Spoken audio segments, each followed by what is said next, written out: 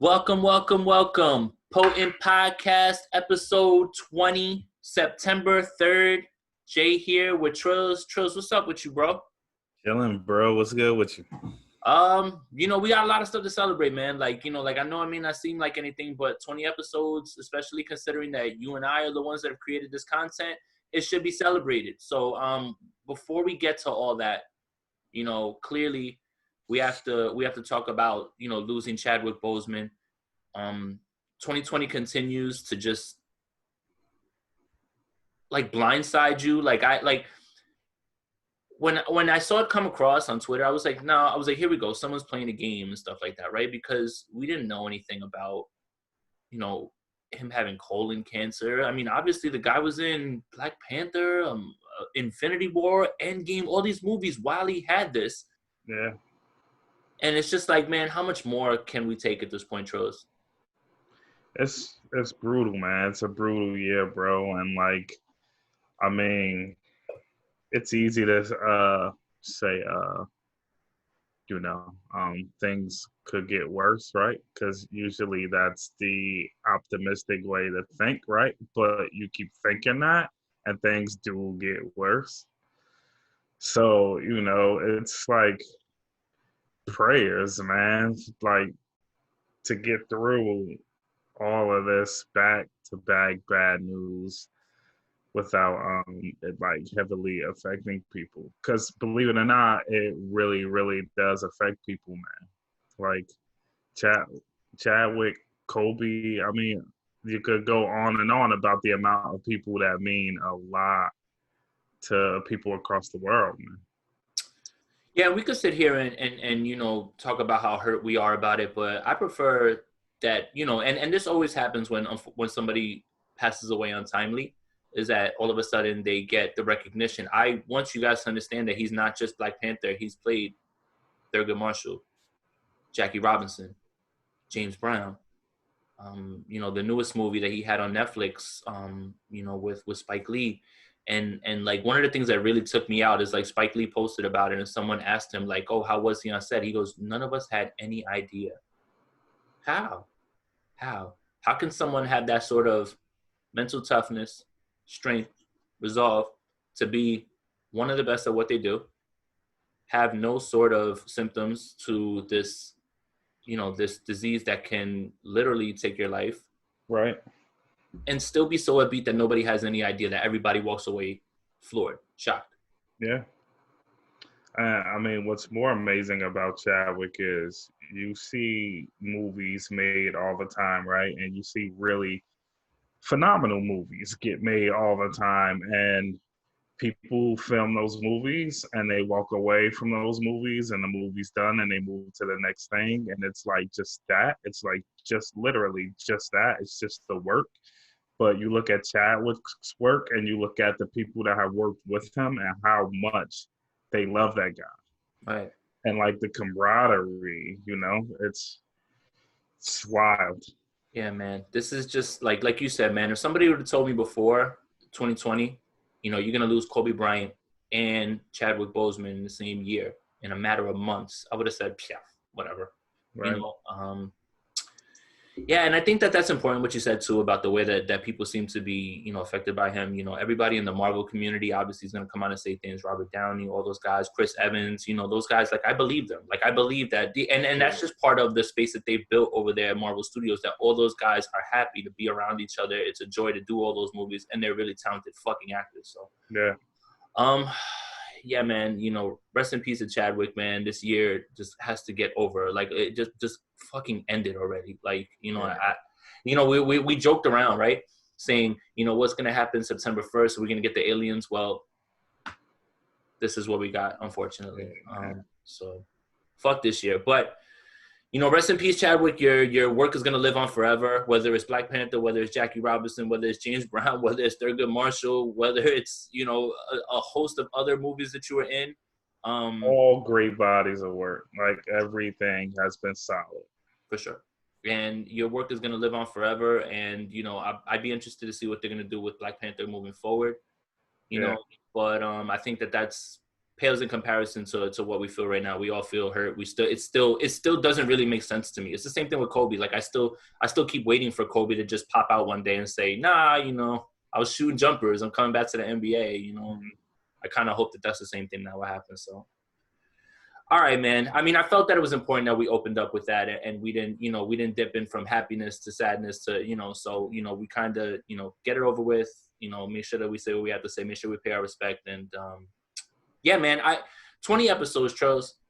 Yeah, man. Like I said, this may seem like a small accomplishment for other people, but like for two guys who are creating this content by ourselves with to even have people reacting to it, listening, telling us feedback about the show, to even get to 20, like this feels like a really, really fun moment for us to celebrate, man. And, I couldn't be happier to be doing this with you. I think we're as we get better moving along with each episode, the content from you with the videos, they continue to grow. You continue to get better as well too. So, it's I can't do this without Trills.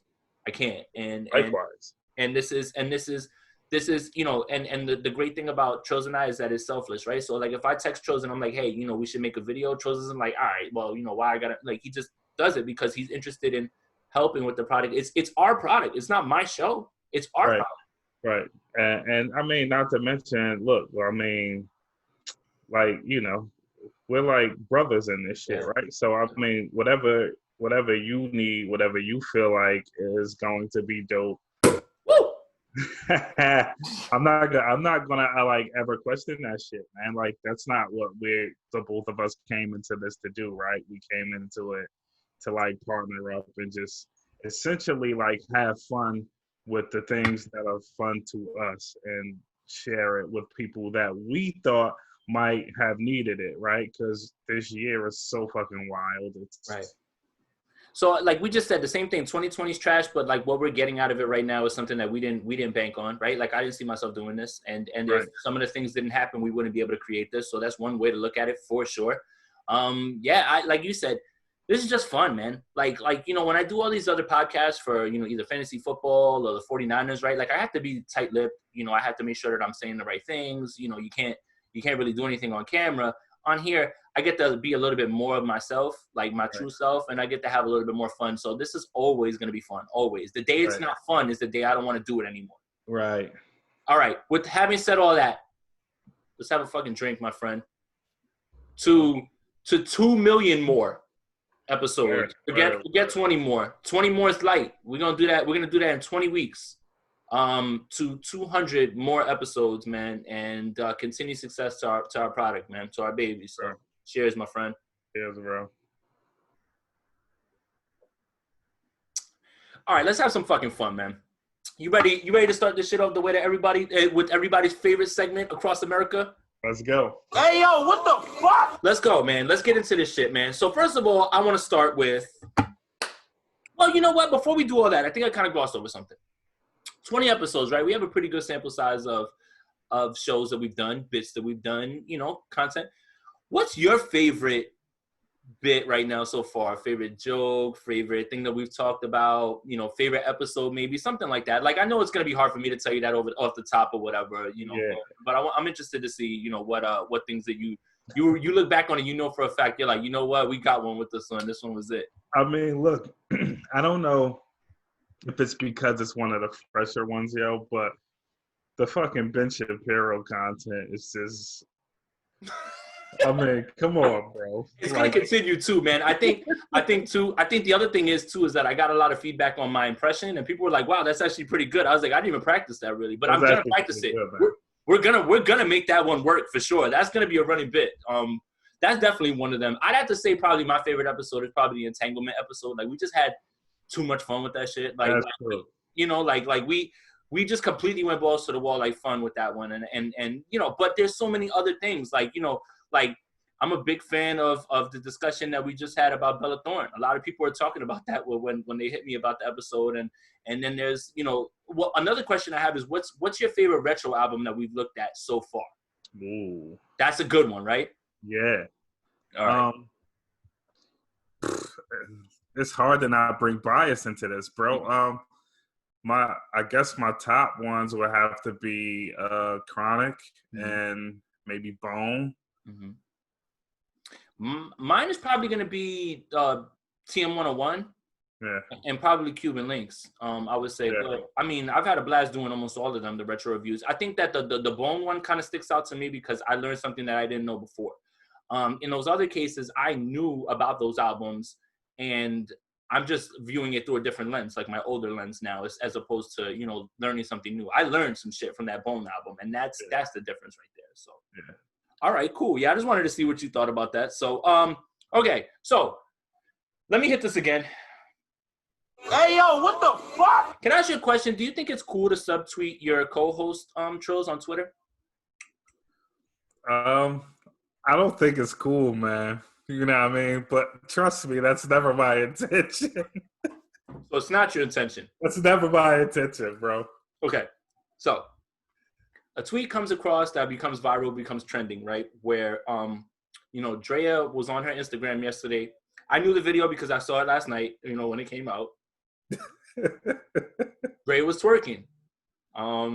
So somebody tweeted, is it still, what's his name on here? Kobe backup _? Because we're gonna do that now. If I say your tweet, I'm gonna say your name. Like, you know, I want you to get credit. It's not my tweet. Yeah.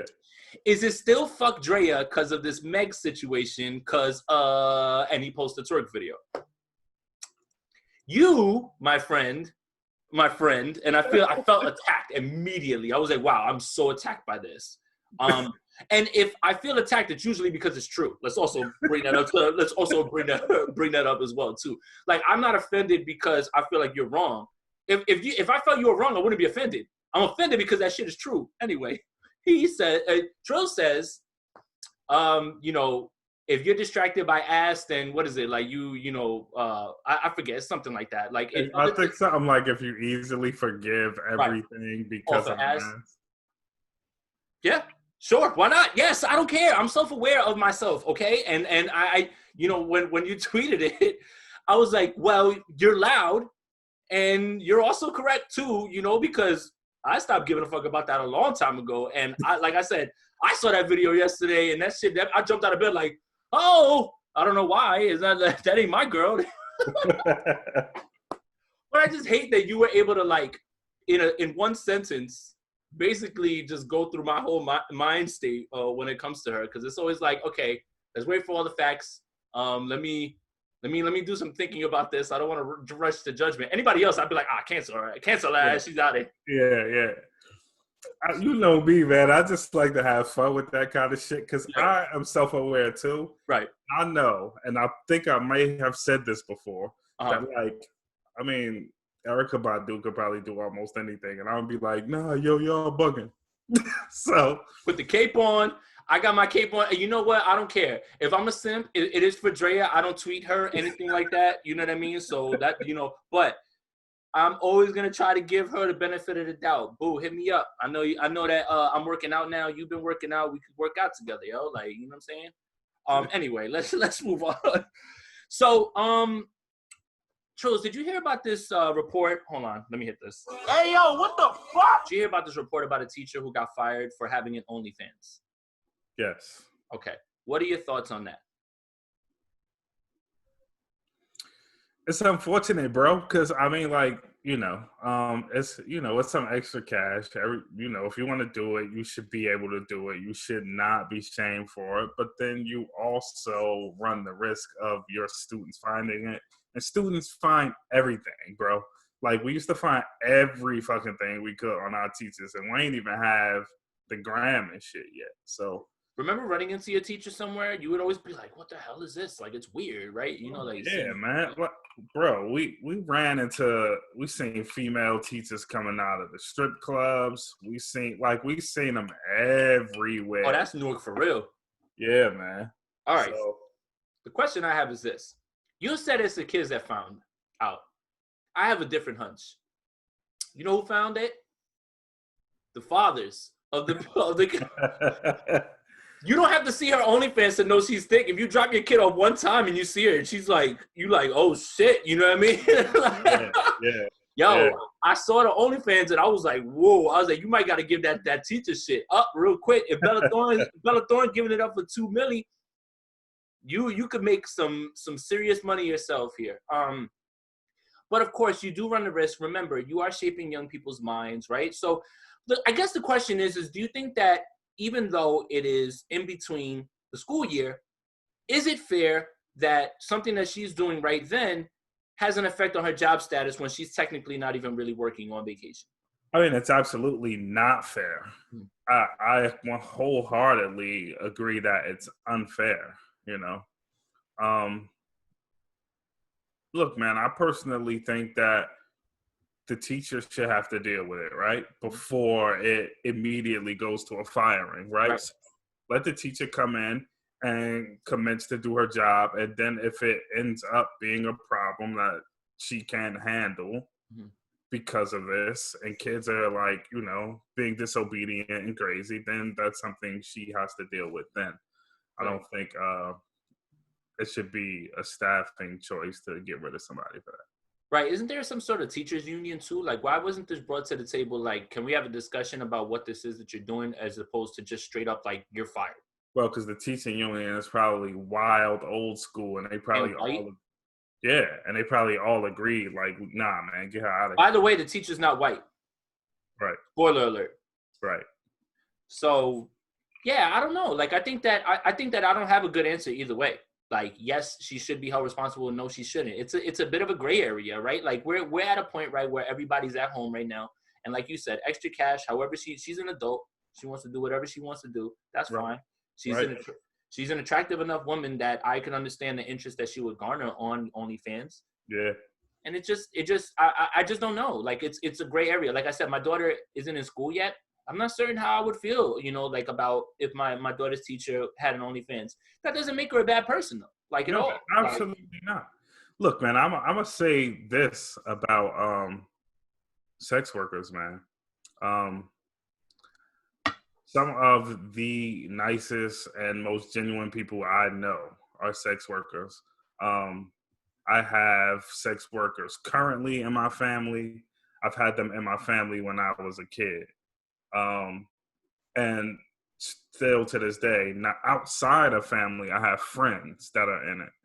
And legitimately the nicest fucking people I know. They deserve the same goddamn respect you give everyone else. For sure. And then you usually find that those sex workers are really smart, really self-aware, great sense of humor. Like, they don't take themselves too seriously. Like, they understand exactly what they're doing. Like, if you're under the impression that sex workers are like these people who are like strung out on drugs that'll do anything for anything, no, it's not that.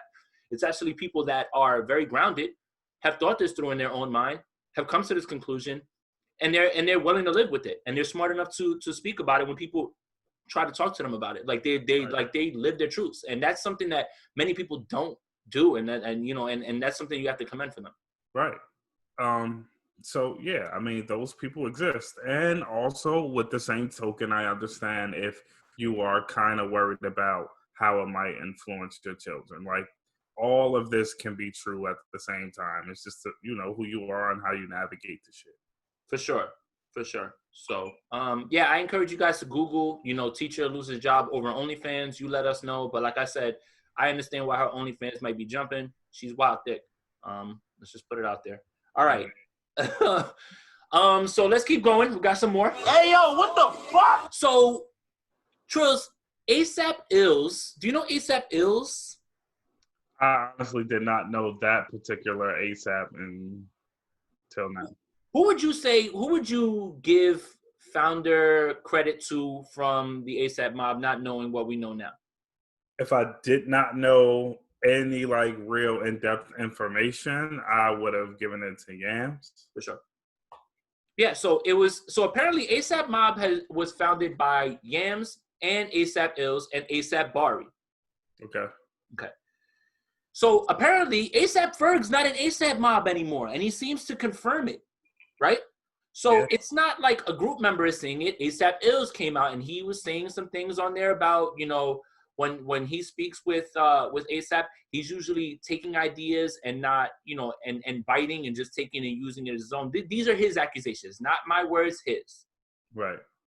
The question that I have is, if that is such a reason to just boot ASAP Ferg out, what the fuck is ASAP Bari still doing with you guys right now at this point, knowing what you know right now?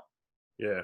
If you guys don't know what I'm talking about, ASAP Bari is the subject of many rape accusations. It just appalls me. Like it just seems like this is something like it's like a one-time thing, right? And it's just like, you know what? And now you're out.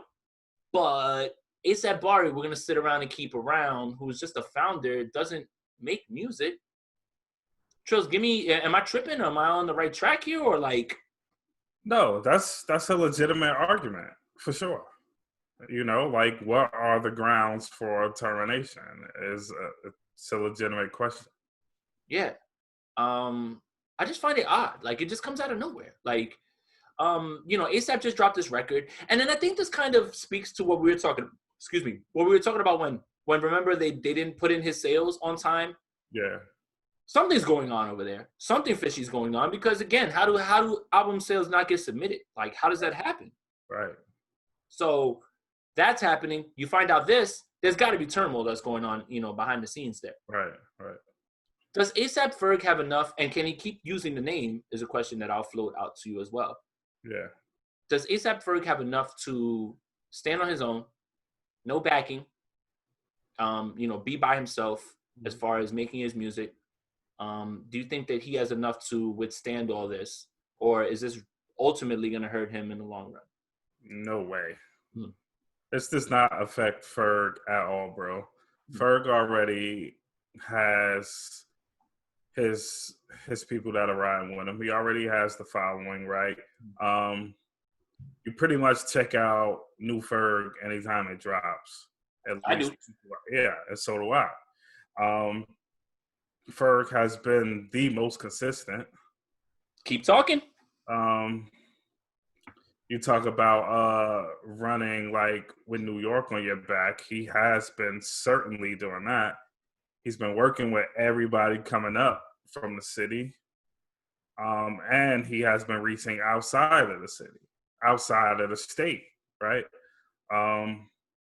Anytime you see like an ASAP feature, before you could even click it and see which ASAP is on the feature, you assume it's Ferg. For sure. And at this point, people are literally just calling him Ferg. So I don't see how it would affect him in the slightest bit. Good. I like that. That's good. That's good insight right there. I was just wondering, like a lot of the allure behind ASAP Ferg was, coming from the ASAP mob and everything. And I like what you said about him being the most consistent, because there is a discussion to be had about that, especially because ASAP Rocky doesn't release music. And I think that's the reason that's what holds him back from being the most consistent. Mm-hmm. ASAP Ferg continuously gives you dope projects one after the other.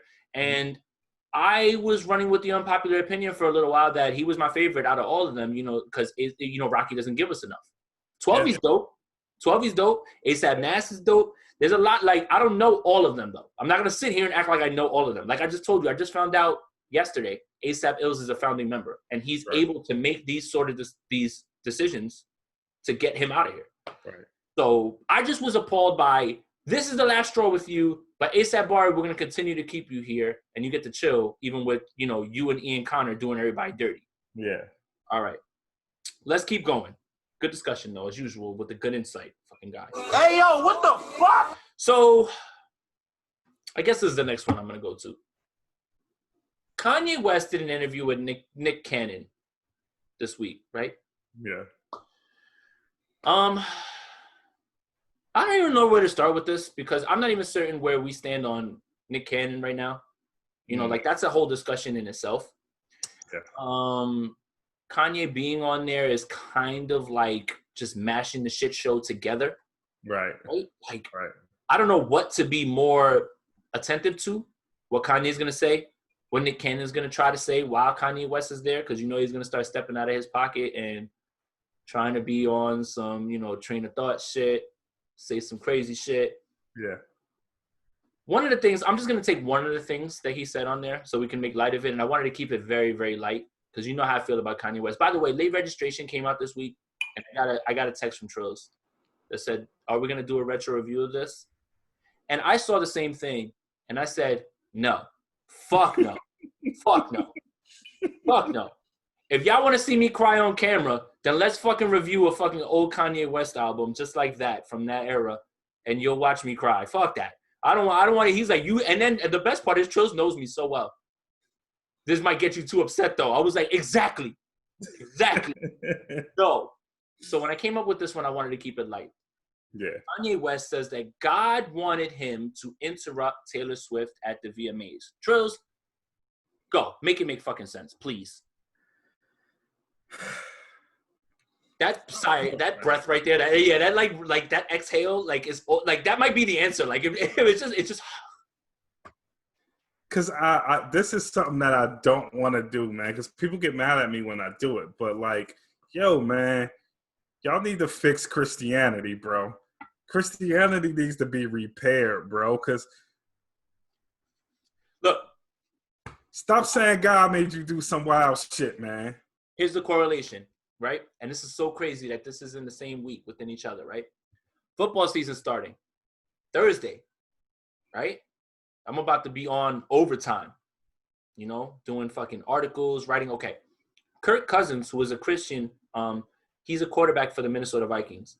I'm sure you heard, the guy thinks he's fucking Ivan Drago. And he says, see, the words were taken out of context. You have to read the whole quote to understand what he meant. You can't pick it up third sentence and try to get what he meant. Right. He didn't say he doesn't care about the disease. What Christians believe is they're with God. And whatever happens, happens. Whether that's death. The best thing in the world, the worst thing in the world, what keeps them at peace is that God got them. So Kirk Cousins says, if I die, I die. That's the correlation between Christianity. Right. God made you stop Taylor Swift at the VMAs. Kirk Cousins believes that if he dies of COVID from playing NFL football, it's fine because God got him. I couldn't see myself just saying, you know what, if I die, I die. I never, I don't know what would give me that strength. I'm not brave enough to say that. I'm scared to death to die. What the fuck? Yeah, man. But here's the thing. Here's a question that I have to ask you. Mm. So, and this goes to a lot of things with the God thing, right? Like, people watch sports and they're like, oh, God, please, let this. All right. If there is a God, I sure as shit don't hope that he's worried about fucking sports, the VMAs, fucking anything. Like, dude, there's way more things that you need to be worried about, whether, like forcing Kanye West to interrupt Taylor Swift should not be on your to-do list, God. Bro, God on The Simpsons wouldn't even will Kanye to do that. Like, come on, fam. Can you tell me, what is it? Can you tell me the meaning of life? He goes, you'll figure it out when you die. He's like, well, I can't wait that long. He goes, you can't wait 2 years? Yeah, again, I think the point that you brought up is true, man. Like, the Christianity, allows people to act and say things that are, out of pocket. And it's just like, don't worry about it. God got me. Yeah, and also this was his will. That's not his will, bro. Like, come on, fam. Like, you have the accountability for yourself. You can alter your life, right?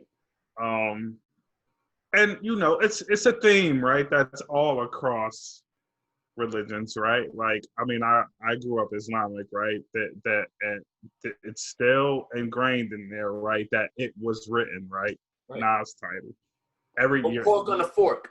Right. Your life has been written for you, right? Sure, right? That's a thing to keep you from freaking out, right? Like, in your worst times, you know that this was a part of the plan and you'll pull out of it.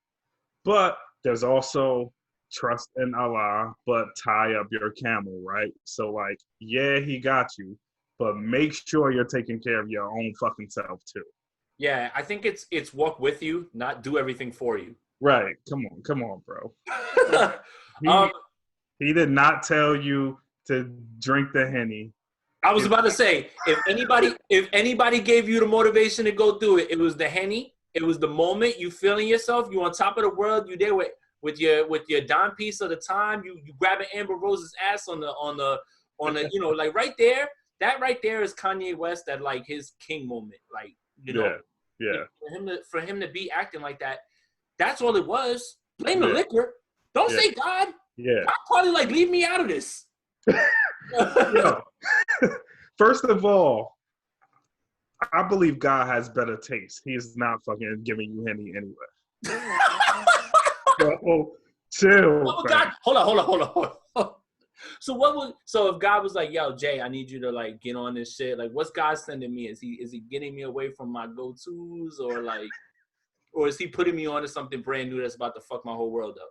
I mean, I personally feel like God is maybe a gin drinker. I feel like God drinks something a little like more pure. I think he likes it like really, really distilled. You know what I mean? I don't think he is or she is a cheap brown drinker. I was about to say, yes. Okay, so the genie bottle of Henny isn't exactly what's the word? Eloquent or classy. Yeah, I don't think there is brown liquor that you can have without it having to be Hennessy. So I think that's what it is. I mean, honestly, at this point, Kanye West just becomes like a punchline after a punchline after a punchline at this point, man. Like I just like if I don't laugh, I'm gonna cry. Like that's the way I feel about it. Like I can't. I hate that we have this platform right now, and we have to endure all this right now. And I have to like come to grips with me losing my favorite artist. The best thing for us right now while we're doing this would be able to be like, yo, Ye is fucking killing it. Like, because, I mean, bro, come on, man. We don't even have to say it, bro. How excited we used to be for a Ye drop. We don't even have to say it. All right, let's just keep going. See, look, I tried to keep it light, and all of a sudden I'm just like in a bad mood now. All of a sudden, right after we get to that, okay? So let's keep going. Hey, yo, what the fuck? So, Trills, you sent me a tweet right before the show, right? And I want to talk about this. This is going to get a little bit serious real quick or whatever, but I also want to make sure that I get this off my chest. So, I am completely ignorant to the person that sent this tweet. If you can give me a little bit of background on this person, that would really help me. If you don't, then that's fine. We'll dig it up. But I mean, he's just a New York Times writer, and yeah. All right, Charles M. Blow, spelled the way that you think it does, says that I want to do a social justice versus battle with Sean King. All love, just want to talk through helping the people and advancing the culture. Make it happen, the real Swiss and Timberland.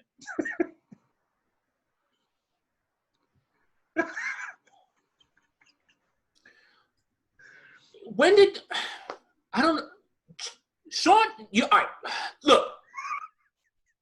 When did social justice become a fucking versus battle, bro? Like, and why are you guys not on the same sort of page? What are you battling about?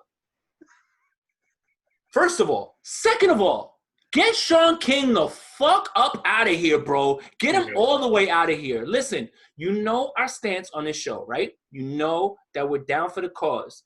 I am not down for someone who is misrepresenting themselves, using money that it was given to do something and using it in other ways. Here's the worst thing that Sean King has done recently.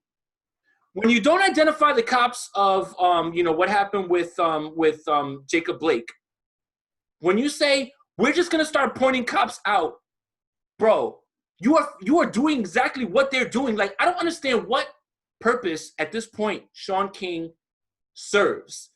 Right. Again, I will not take away from the fact that he has brought light to things that normally would have been swept under the rug. But he's bringing it to light for his own gain, his own personal gain.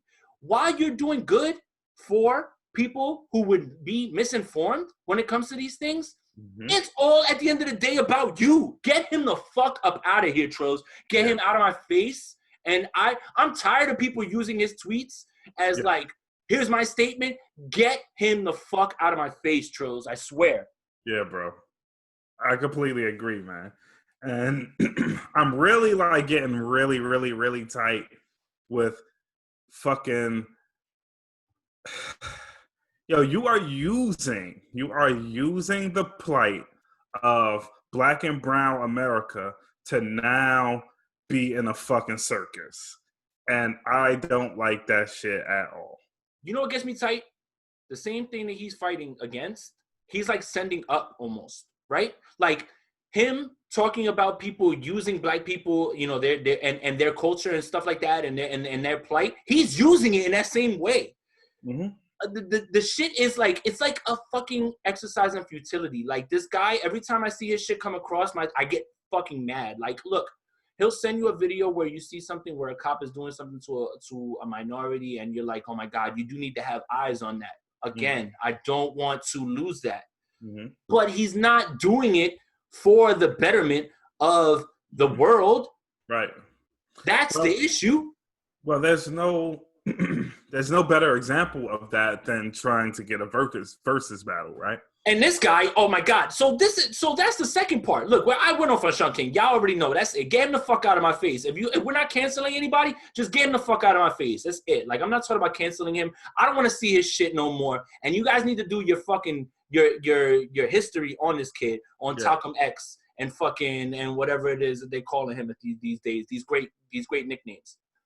The other guy infuriates me because you are making it seem as if what's going on right now is something that should be on IG Live and is some sort of battle. And if y'all are not both on the same side of this shit, then what the fuck are we doing? Maybe let's even play devil's advocate, right? And say that he's doing it and he wants to run it in a way that it comes off more fun, right? Maybe a discussion between those two in that way, in that arena, will bring in the young people if Swiss and Timberland are running with it. And I don't think that's possible. I just think that what you're doing by saying, let's battle this out, is creating a division still.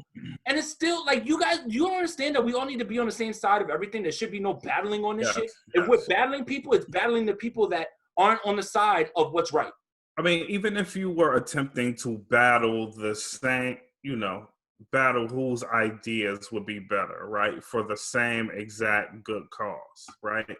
It's still framed in a weird way. And this weird way is y'all are really trying to get hot. Like, and that's weird, bro. Like, that's not, you might as well just go get a big fucking church and get at the pulpit and have people put money in the fucking, like, come on, bro. Like, that's too much. Y'all are not celebrities. You're supposed to be servants. Cut it the fuck out. Get out of here, man. Brandy and Monica is way better than that right there off the rip. Without a doubt. I don't want that shit got me hot though. Like when I saw it and I was like, you know what? I'm not even gonna let this shit bother me. I'm gonna let it go. And then you send it to me again. That shit got me hot again. I had had that on my soul about Sean King for a while. Like we had talked about it before though, how I wasn't feeling him. But when I started looking at like the way that he's moving like the ops. Yeah. Like saying we're gonna point out cops. That's what they would say the other way, right? Like how stupid. And then like the other shit about accusing the one guy of killing that girl in Houston, and the guy went on death row and he wound up killing himself. Like why aren't you guys paying attention, man? Like this is clearly a man who, one, can't prove to you that he's black. Two, is clearly using this racial tension that's happening right now, even to it's not just happening right now, but he's using it to his benefit. Yeah, man, it's sick, bro. Like, people trying to get hot on the gram over the death of black people is sick. Disgusting. We're in a sick time, bro. That's disgusting. All right, let's keep it going, though. Let's keep it fun, all right? I knew that was going to get a little serious and a little testy because I told you I had that on my soul for a little bit right there. So, but let's get to it. She belongs to the streets. So, Trills, Lori Harvey posted a new man on Instagram. Hey, yo, what the fuck? Wait. She belongs to the streets. So, look, Lori Harvey, I don't mean for you. I don't mean that you belong to the streets. You're a grown woman. You can do whatever it is that you want to do. And I don't know the nature of your breakup with Future. Right. This is going to hammer home the point that I have. Let's fucking go. I know my man is sitting in his petty bag right now. My man's sitting at home. He saw that picture, and he was like, bet. Load up the fucking booth. Let's get it. I'm going to sing some of this shit out, and I'm going to talk down on women on some of these other songs. Good God this Future album is. I'm just like I'm getting out in front of it before you guys see it. It's gonna be a classic. You guys want to see Future's best album? You think Dirty Sprite 2 might be it? He might as well just call this shit Dirty Sprite 3. Yo, I know he saw that when he saw that on the gram, because I know he saw it. Of course. I know bro just threw some Gucci slides on, bro, some Gucci flip-flops, and ran straight to the booth, bro. It is, when you start Dirty Sprite 2, right? Dirty soda, Spike Lee, white, yellow, iced tea. The first words that come out of his mouth on a song is, I just fucked your bitch in some Gucci flip-flops. I'm not even offended by that. Like, I'm just like, you know what? If you did, that's fucking baller right there. Like, I don't know, man. I'm gonna choose the dirty over you. Like, this is all like why I love Future so much. Like, if you're gonna be misogynist, be balls to the wall misogynist. Like embrace that shit and come and go full circle. And then when you try to open up to a woman and this happens, just go right back to where you were, bro. I'm so happy. I'm so happy right now. I hope Lori Harvey has a great relationship with whoever this guy is. And shout out to him, man, because like I said, that's a beautiful woman right there, man. Wowzers. Goodness. Awesome. I get why Future was about to turn the jersey up and put it up. Like, I get that shit. She got no kids yet, right? And, she's a young girl. She's fucking gorgeous, man. And it's just like Future had it. Like, I thought Future was about to be like, okay, this is my last shot of really nailing something down and being with something for a while. And we still don't know the details of why this happened. Right. Did Future do it? Did she do it? Right. Future's always going to blame her. Future ain't going to come out and be like, my bad, I cheated. He's not there yet, bro. No, he's going to get mad at her for not accepting his cheating. Like, he's not mad. Oh, you just mad because I just fucked that girl or whatever. I just came right home after. I just see, but you have to be in that rapper space to be able to say those words and things like that. So, right.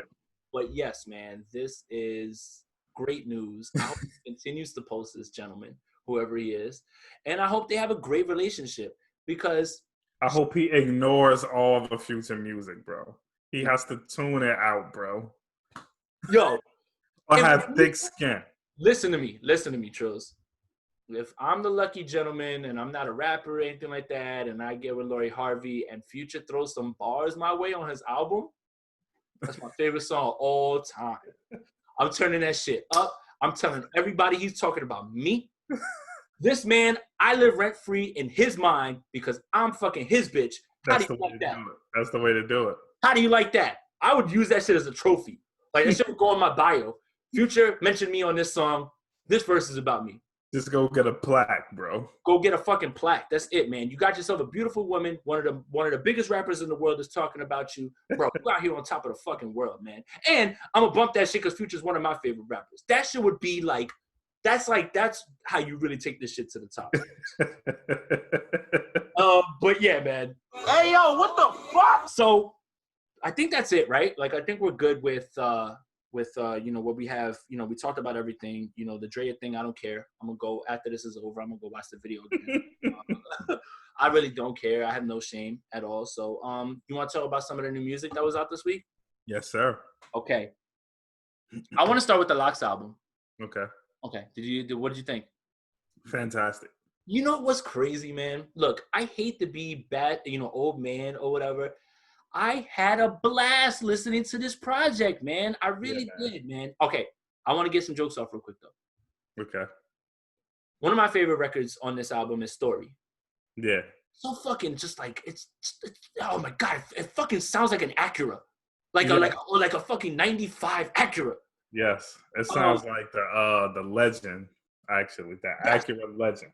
Fucking low to the ground, loud-ass motor, stupid-ass rims for no reason, and the subwoofer just while you're listening to this shit. But I want to talk about Sheek Louch's bars on this. Yeah. Let's fucking go. Let's go. Here's the thing about Sheek, right?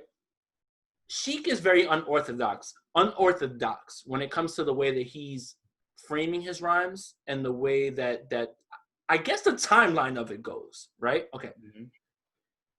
this verse starts, got to the crib, took my shoes off, ramen noodles, toasted strudels, cheese doodles. Yo, so look, at first glance, like when I first listened, I paused it. I was like, what? I'm like, wait, what? Like, hold on. Like, what are we doing here? About to make pancakes. Fuck it, I'm high. That's how he ends it. So he's so unorthodox. Like, if I played you that line only, not the rest of it, like you just, like if you do a line out of someone's entire quote, out of context, that line sounds trash. But it's all a story. And it all jumps right back. Like he's waiting for Styles. He gets the call that Styles has been Styles is in Dykeman, and he said that he knew it was Dykeman because he could smell the weed and some other shit. I think it was the hookah or something like that. Yeah. But I just wanted to highlight those because he's like cheese doodles, toasted strudels, might make some pancakes. Like, yeah, and I'm like, what the fuck? Where did that come from? But then when you listen to it, it's because he's blazed. He's got the munchies, and yes, his verse carries the story like the rest of the way. Honestly, this is peak 90s music in our time right now because they don't make music like this anymore. Like you don't like the whole one guy's kidnapped, the other two are trying to get him back. That's a lost art. Yep. I'm glad that you knew exactly what I was talking about, though. Yeah, man. Look, man, it's time to acknowledge the fun that Sheek Louch brings to Locke's songs. Right. 100%. Bro. I also have an unpopular opinion that I can't take Sheek Louch without Styles and Jada. I can understand that. Right. As far as like solo albums go, I can't. Right. That's something I can understand. That's a take that is understandable. Right. Like he has bangers by himself, clearly. Like yeah.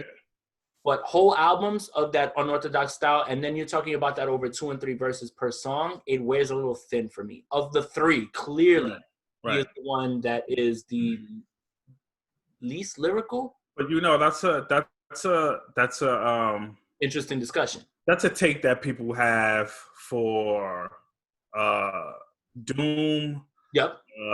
People even think that about ODB, right? And I'm not trying to say that it can't work. Boldy's like that too.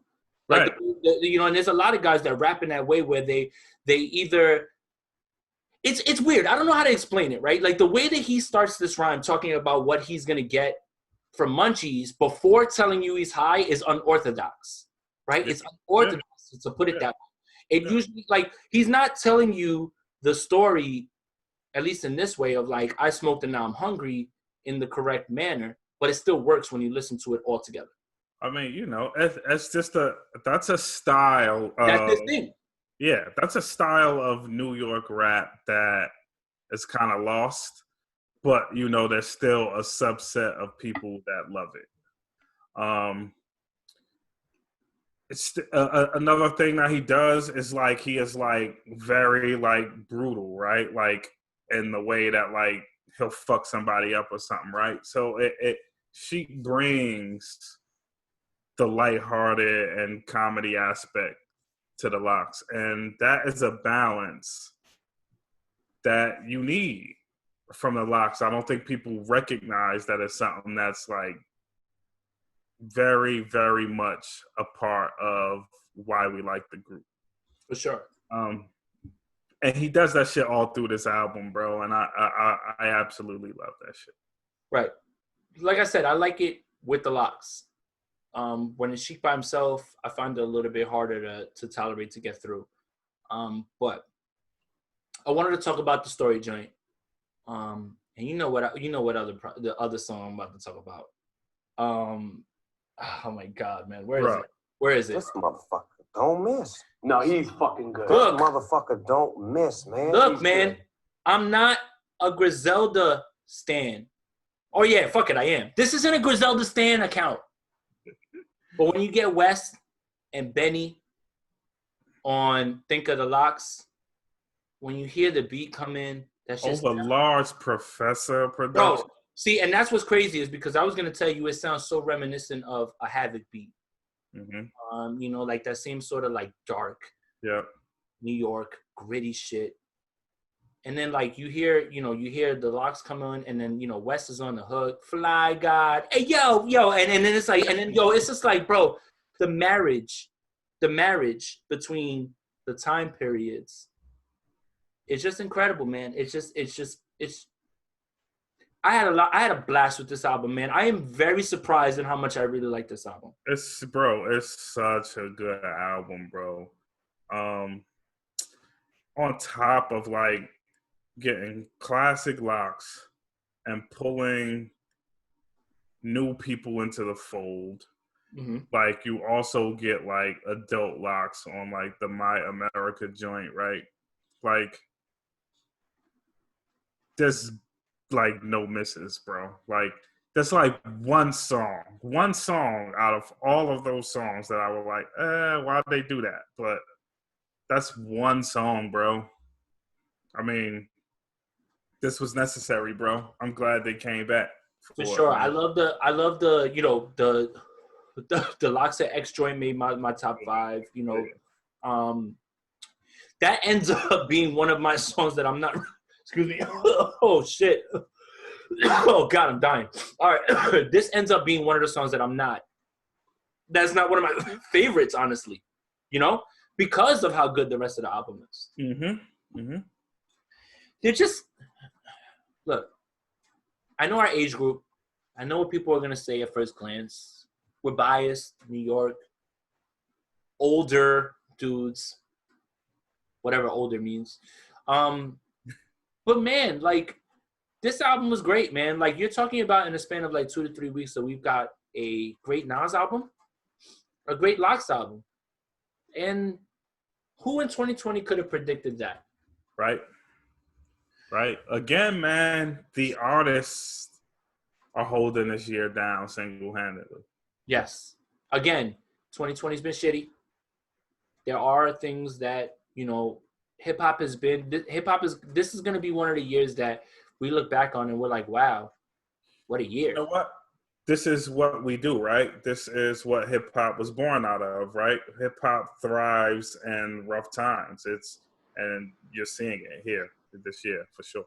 Yep, for sure. So I love the Locks album, guys. You should check it out. It's not better than the Nas album. I listened to the Nas album again. Yeah. Whoa, man. Like, it really hit me. I think this last time that I listened to it, I was like, wow.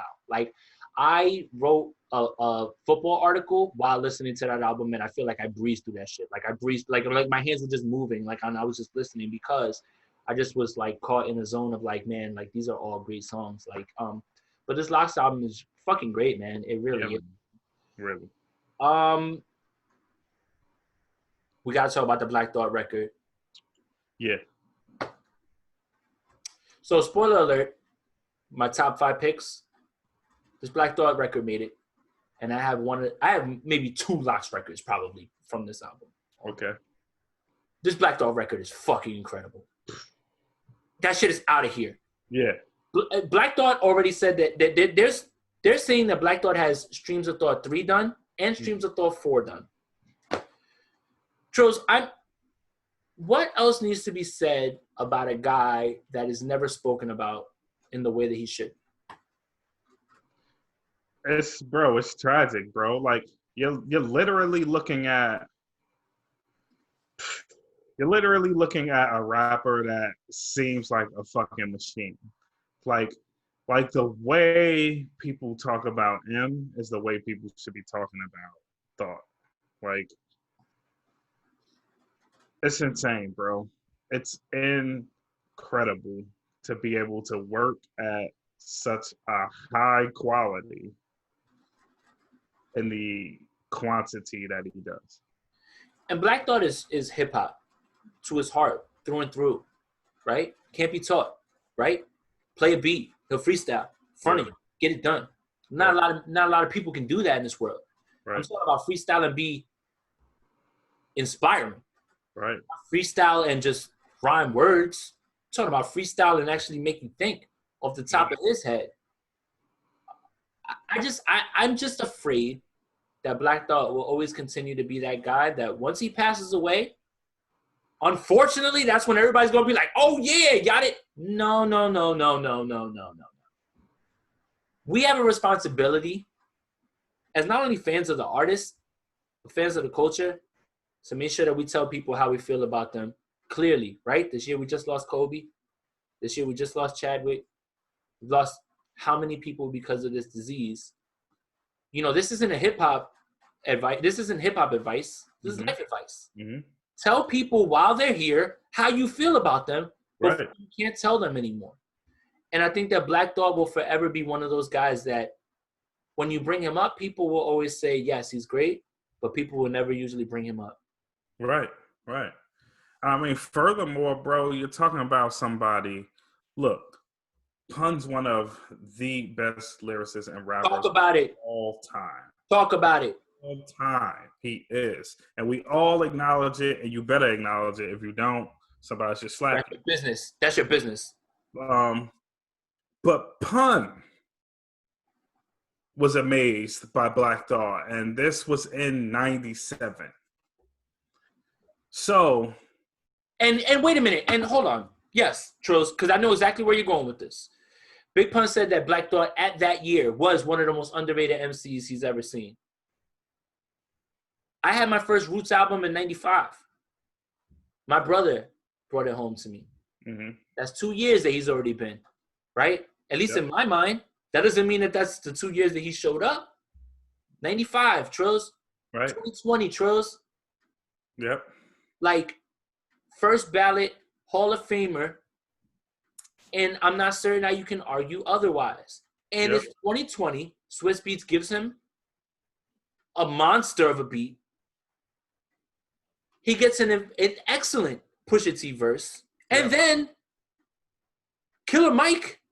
Like this record is incredible, Trills. Wow. Bro. This is what like you wish for, right? You get fucking 3 lyrical monsters, bro. Like, so good at what they do that you cannot even choose a verse. You can't even choose a verse. Killer Mike sticks with you because of how he ends, and he just, you know what it is, man, about Killer Mike? Like, I always feel like he's about to kill it. It's his voice. It's like how he comes on the track. Like, you already know, and he's unapologetically Atlanta on no matter what the record is. And it's just like, man, it's like I'm excited to hear what he's going to say on this record, and his voice captures you and brings you in immediately. And I think, again, something that can't be taught, something that only the greats have. That's why this shit ain't for everybody. And there are layers to this shit. There's GOATs, there's elites, there's great, there's good, there's mid, there's bad. There's a huge scale when it comes to rappers in this game. Absolutely. So it's just I just continue to be blown away by the year. 2020, Black Thought, Swiss Beats, Pusha T, Killer Mike. Here we are in 2020, and you've got yourself a fucking fire record. Like, it's just how are you this good still? And it's just like I have to say about all of them, you know. You know, the line with Pusha talking about that he's got houses 3 hours within each other or whatever. It's like, yo, y'all talking this shit that, you know, we don't know about that. We don't know nothing about that, man. Like, that fly shit, man, like, we don't know nothing about that, man. It's just like, man, that shit just sound good, man. And it's just, man, I don't know what else needs to be said about that record. Incredible record, man. It's not, you know. Yeah, man. So Big Sean dropped a new record too and a new video. I'm telling you right now, this album, when you see the track listing now to Detroit 2, this is Big Sean's time right now. This is it right here. Yeah. If this isn't the album that I think it is, then we'll have another discussion. But it would be shocking. Right, 100%. Even when you look at the track listing and you see 1920 records, especially when you see the one record with everybody from his town doing a cipher. Big Sean, this is his moment. We said it last show. We don't have to keep talking about it. You guys know this is a big moment for Big Sean right now. Yeah, let's talk about, I mean, look, man, I don't want to be a dick because this seems dickish and this is like tooting the horn, right? But like we knew from the drop of the Nipsey record that this was going to be an album to be reckoned with, right? Like, you don't release that song and have nothing, right? And I hope that set the tone.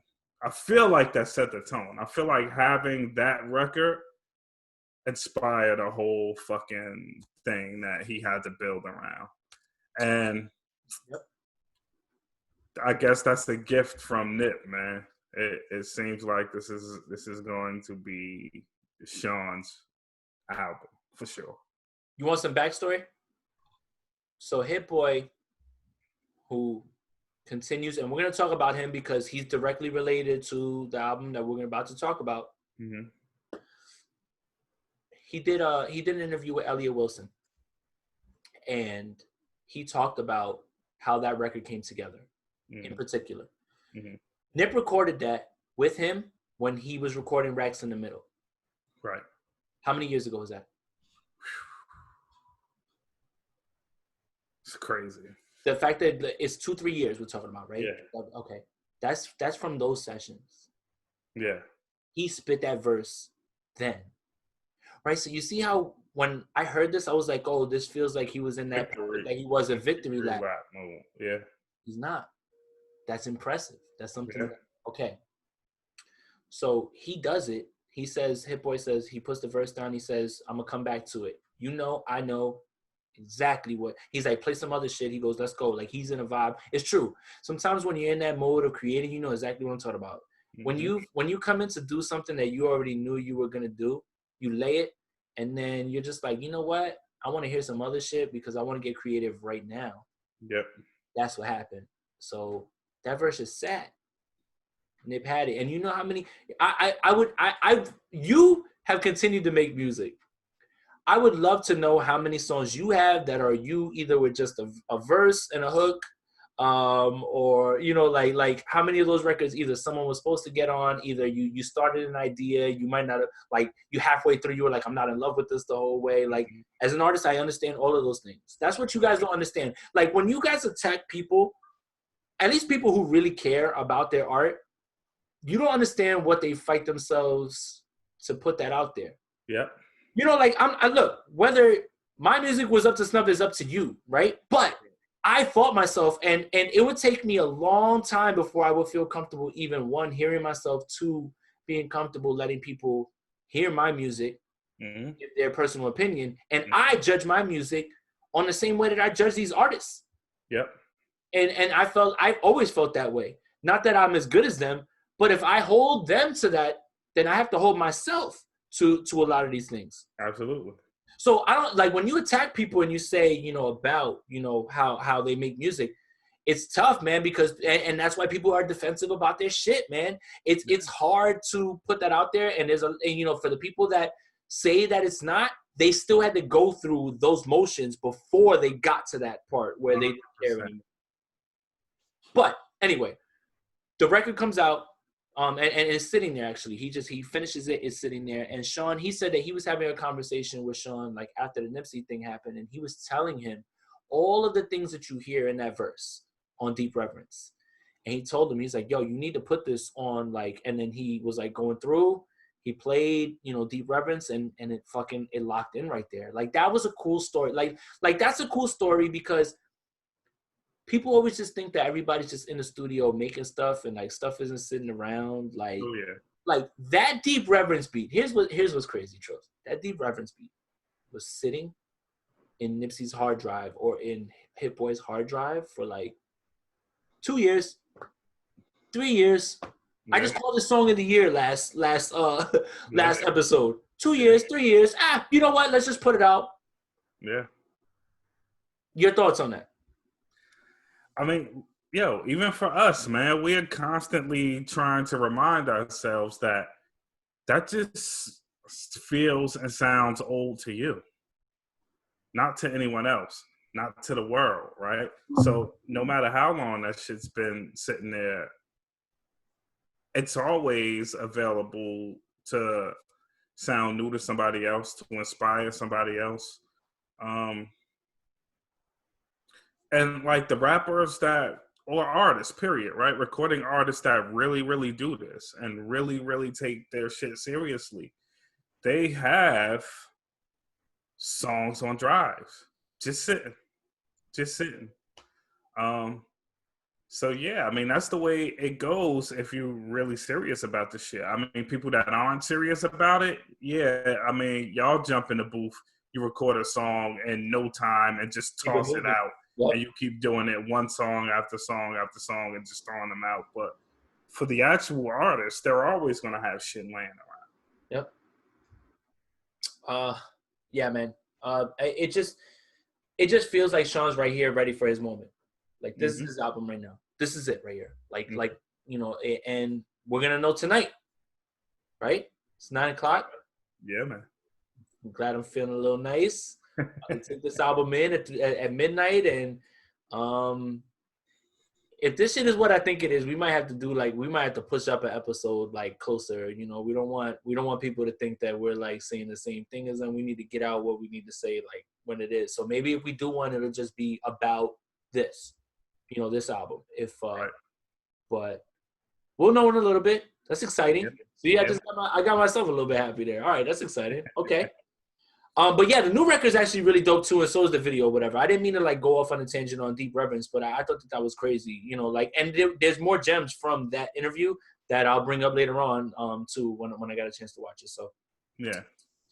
Trills, the Ty Dolla record came out this week. Yeah.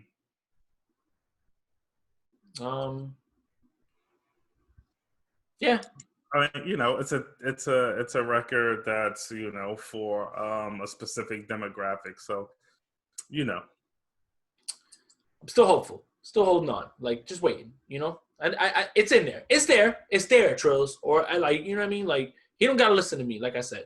What I want from him, like it doesn't matter. It's there. It's in there. That classic is in there. It's there. Gotta get it out.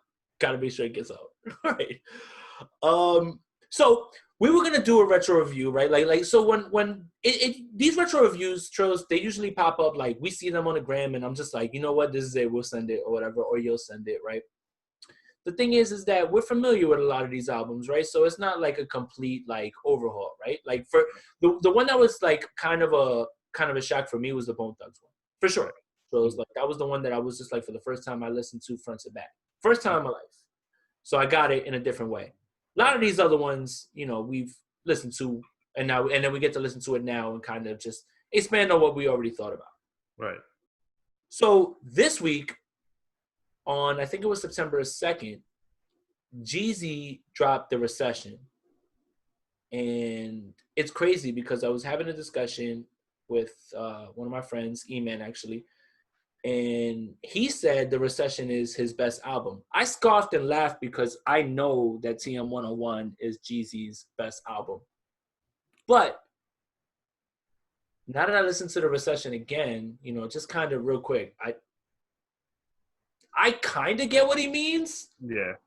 But it's easily Jeezy's second best album for me. Yes. And you know what's crazy is the other day I went around and I went for a run and I listened to The Inspiration. And that album is dope too. So I thought it was that one, but then I listened to The Recession, and then it's like it's just the way it's a recession. Everybody broke. Yeah, like it's just like I'm just like wow. This is why Jesus. So it's not a crazy argument, right? Maybe I should get him on here so we could talk through it a little bit, because what he sent me after that we had the discussion is that the same day that The Recession came out, Jeezy has announced The Recession 2. Okay. So, yes, cool. Can we tap into that energy, that, like, remember how that album was produced, DJ Toom? Like that, extravagant, like, like the drums hit different with Toom, right? Like they have like this, like, and then he would use horns and things like that, like through it. So it's like, this is a time, this isn't the same, but here's the thing. That Recession album was dropped during the recession. Yep. This Recession album is going to be dropped during the recession. I'm for it. If Jeezy can somehow bookend his career with one more of these like very fucking good albums, then I think he solidifies the spot that I already think that he's in. But it makes my argument much easier when I talk about him. Right. So yeah, I thought that was interesting to bring it up. But I also said that we shouldn't review it. You know why? Because we reviewed TM 101. We don't want to do too many, right? Yeah. I mean, look, bro, as long as we keep doing these, we have like years ahead to look at reviewing albums. And you know what's funny about that, Trills?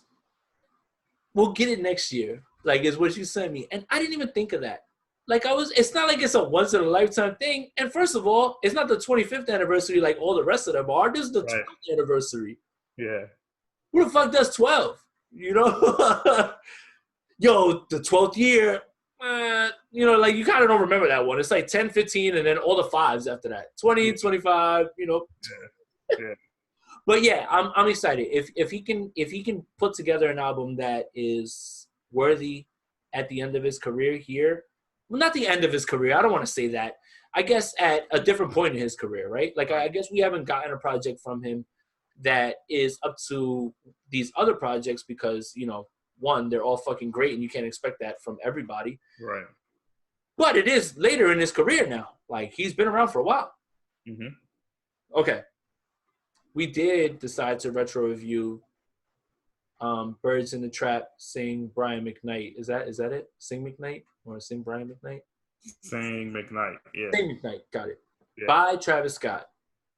Trills, I've been talking for a minute. You go ahead and you talk. I mean, it's cool to look back at this album because I hadn't listened to it like in full for a while, right? And honestly, bro, it sounds better, and I didn't expect that. I mean, it was already good, right? But I didn't expect that I would like look back at it and be able to this time it's like picking out how remarkably produced this is. Yeah. How the funny thing is like I'm streaming it, right? And I'm like, yo, the brilliant thing he did was you listen to this album and all of it's loaded with features, right? Which is the testament to how dope he is to pull out all these features. But it's loaded with these features, and the features are chosen so fucking well for the production that you're listening to this album and you forget that there are featured artists on the song. Like, the shit blends as one Travis Scott song. That's fucking remarkable to do, bro. Like, usually an artist stands out so crazy that you know, right? Cudi is, like, seamlessly woven in. I mean, it's just really, really fucking good. And I think, this is just my thought, right, that the features aren't listed, right? Because the Kanye effect, like Kanye used to do that all the time too. Like, right. You know, like they. But that's when the features are so integrated into the song. Yeah, right. That it's like it's a background vocal. Like it's, right. It needs to be announced or anything like that. Brilliant. It's brilliant, bro. And again, man, like Travis needs, I know people don't want to because he's a younger artist, but Travis needs to be given the props that people give Kanye for producing these multi-layered songs that sonically take you elsewhere. Like, and we don't even know if Ye would have been able to take it to a level he took it without Travis. Thank you for bringing that up. I am of the mind that what Kanye West did for a portion, and he's not the only one. I can point to a lot of artists that have done this. Pick up on somebody who is moving, a little bit low key, have them work with you. Have them work on your album. Mm-hmm. You adopt the sound a little bit. But the person is there, and he's there because of who you are. Mm-hmm. It's going to help you, right? Mm-hmm. Jesus. That's all Travis Scott. Yeah. Like, that's Now, I'm glad you brought that up because I was of the mind that Yeezus was all Travis Scott. Now that I listen to Birds again, I hear him lifting Kanye. Now, everybody has always said that about Travis, that he sounds like Kanye on certain records, right? Like, I remember, what's the record? One of them, that was on. People were like, oh, that's a Kanye record. That's Travis Scott. Yeah. So, while I will say that Kanye West used Travis, right, in the right ways, I have the unpopular opinion that Yeezus is a dope album. I have that unpopular opinion. Me and the Yeezus stands run with that. The Kanye stands run with that one or whatever. But I really enjoy that album because I understand the entirety of the project. You know, I was able to go to the concert. I was able to see him like put all that shit together with like the stage set and like, you know, it was out there at the time. But then you wind up hearing people using the same sort of EDM, techno sort of beats later on, and then it gets used, you know. So, but at the same time, a lot of those dark sounds and a lot of the way that his voice was distorted, that's all Travis.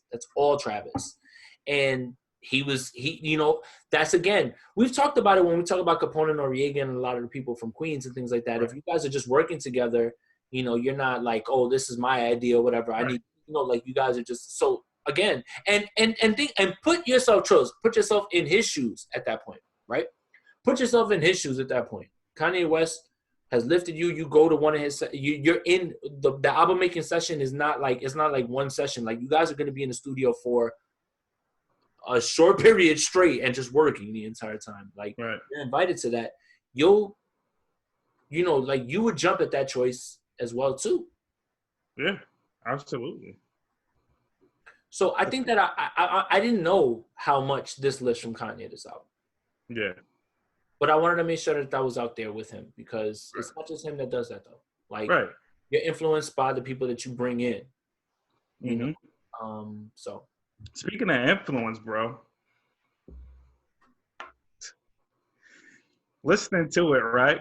Uh-huh. I mean, and this is just because our ears are so fresh, right? It's something that we already knew, right? But the ears are fresh, specifically from doing this show. But like you listen to like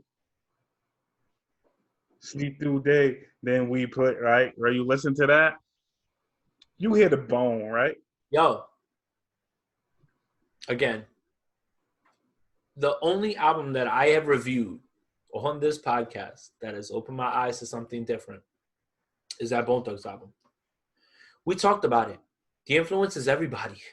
Yeah. ASAP, Future, Uzi, all of y'all. Anybody. Yeah. Any of y'all.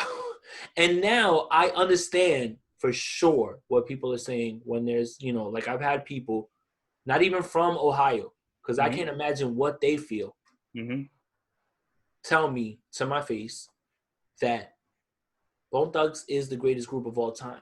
And the space of music that we're in right now and what's popular, it is hard to argue that because Wu-Tang's culture is not affecting our culture right now outside of, you already know what I'm about to say, you know, A Tribe Called Quest has put people in position that's not dominating right now. West Coast, same thing, not dominating like that right now. It's these sort of flows, these sort of songs, and I never knew that until I got a chance to listen to it. Yeah, man. It's like it was right there in front of my face too, though. Right. Like it's not like it was some hidden secret. Right. Like, you know, like it's not like I like fucking put the Da Vinci Code together. Like it was there for me, you know, like.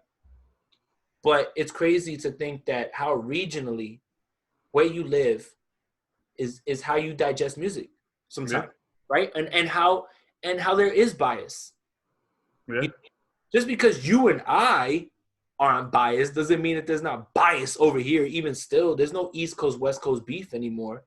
Right. But there's a lot of people from up here. There's a large portion of people from up here that ain't with none of that other, you know. Yeah, man.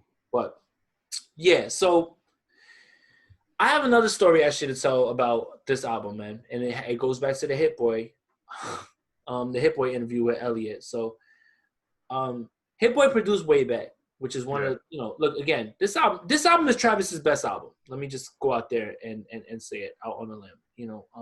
Rodeo. There is a discussion to have with Rodeo. Right.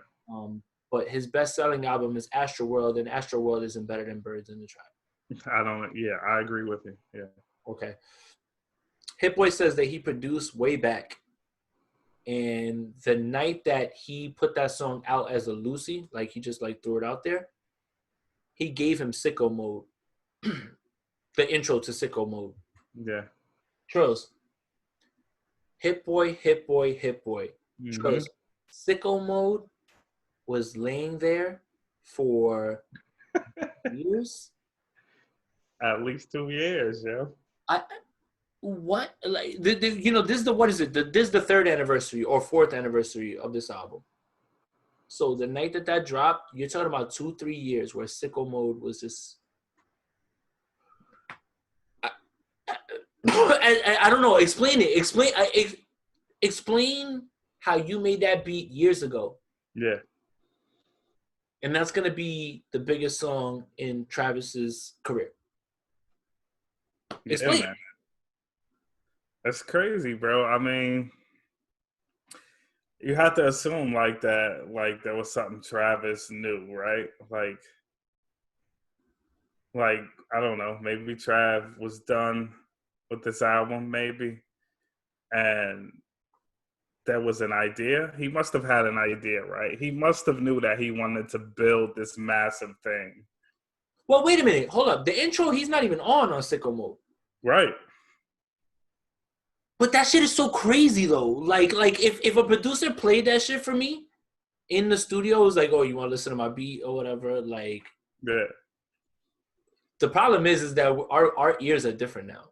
Like, like if we could take a time machine and like go back and then play it, and we'd be like, I got the song for this. Sun is down, really cold. Everybody, that's how we are. And then they'd be like, yo, and I'd be like, yeah, I'm doing this right now. One take. I know this shit. Whatever. That's a sketch too. Like going back in time and stealing people's songs. Right? Be like, yo, when you came up with that? Yo, it probably wouldn't work, with different people or whatever. But yeah, man, like that intro, he's not even on. Right. But again, man, like let's talk about, I think it's slept on how brilliant Travis's mind is. Right. There's a probability that he heard that intro, knew it was fire, knew he should have it, but knew that somebody else would sound better on that part, and that the beat should be built out for him later on. You know what I mean? Like, and if he thought that far in advance and he had that whole plan, that's brilliant. That's genius. Who has the best feature on here? It's easy. Should come to your mind right away. I mean, to me, I'm trying to not be biased, but it's Kendrick has. It's not to me. Stop it. It's not. Look, bro. Look. I'm a stand. That's fine. It's not to me. It's not to me. It's technically who's the best verse on here, and I love Kid Cudi's part. That's the one verse of Kid Cudi that I'm like, oh, this shit hard. Yeah. I love it. Cudi has the second best feature on here. Well. Let me hit this real quick. You said second. I have a case for the third. I just put an eighth in the leader. Got a white vest with a beaver. Versace my clothes. I sit with the man. I'm not a fan of Nav. Sorry. I tried. Because after this, when I first heard this, I was like, oh, all right. I was like, I'm gonna listen to this. Yeah, I don't know, man. That Beeps in the Trap, that shit. I don't know what I would do if I was at a concert and that song came on. If someone was next to me, like, check your chain, like I might just like swing on you for no reason. Like, and not even because I want to hurt you. It's just like that song would get me so hyped. Yeah. Like, I don't know, man. Like, and that's one of them, like up there. So I could make that case for that too. I think that what you said about putting these records together, understanding who goes where. This is Travis getting to a spot that I think he still is not at right now. Still not at. That like where he still has a shot to be more, right? Oh yeah. Oh yeah. Travis has a beautiful blend of what came before him and what's ahead of him, right? You Yeah. know, the relationship with Premier, you know, that can't go under the radar. Like, you guys can't talk about him in this way without bringing that up and understand that influence, whether he wants to admit it or not, is there. Also, bro, people aren't talking about the cleverness of Travis's rhymes. Travis can rap. Yes. There are like bars that I'm like somebody his age like knew to put that together, like, and to weave that together. Like, he is really fucking different, bro. Yeah, man. Really different. Yeah, man. This album was the one that really opened my eyes to him. Like, I heard Rodeo. Right. I listened to Days Before Rodeo. This was the one that made it click. This is it. Right. Yeah. This is the one that really made it click for me, man. Like, I'm even like, God will know this, sir. God will know this. You know, like I'm looking through the list. I got shit to lose. That, like, oh man, like, this album came out 4 years ago. Yeah. 4 years ago. It could be argued that Travis probably should link with Swiss a little more again.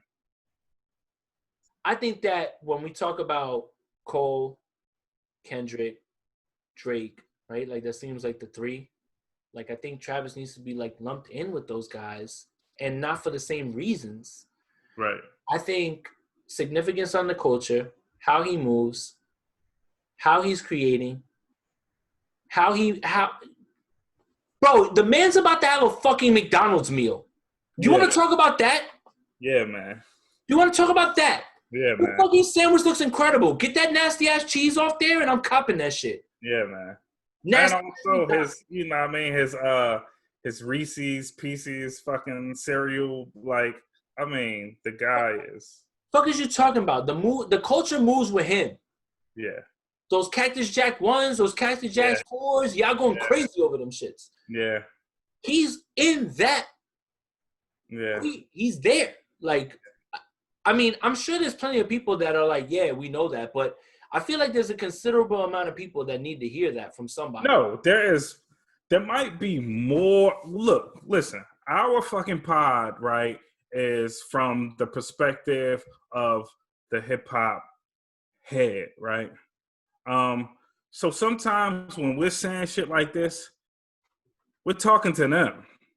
We're talking to the fucking hip hop heads, right, that are stuck with Nas in his army jacket. That's who we are saying this for. We know there is a demo, right, that knows. Like, yeah, of course, we know Travis is doing that. But there are people in the culture that don't know. And they need to hear that. For sure. Yeah, man. And his stage show, everything.